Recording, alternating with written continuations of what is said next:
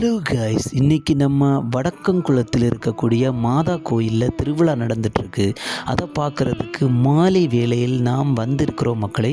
இங்கே பாருங்கள், கொடிமரத்தில் கொடியெல்லாம் ஏற்றி அழகான காற்றோடு கொடியானது பறந்து கொண்டிருக்கிறது மக்களை.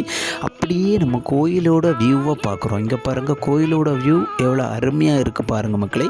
அப்படியே நம்ம உள்ளே போய் மாதாவை தரிசனம் பண்ண போகிறோம்.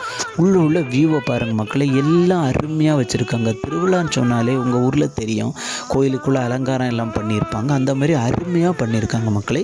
இந்த மாதா கிட்ட நீங்கள் போய் என்ன ஜெபம் பண்ணாலும் உங்களுக்கு எல்லா ஜெபங்களும் கேட்கப்படும் மக்களை.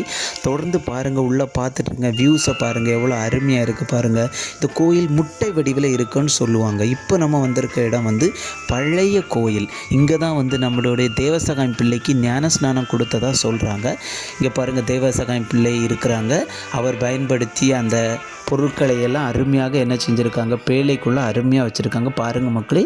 நம்ம எவ்வளோ அவர் பயன்படுத்திய தலை சீரா மற்றும் ஓலை சுவடிகள் உள்ளே அருமையாக காட்டுறாங்க. அதற்கு எதிர்புறம் ஒரு மாதா, அருமை மாதா உன் கோயிலில் மணி தீபம் ஏற்றினாய்.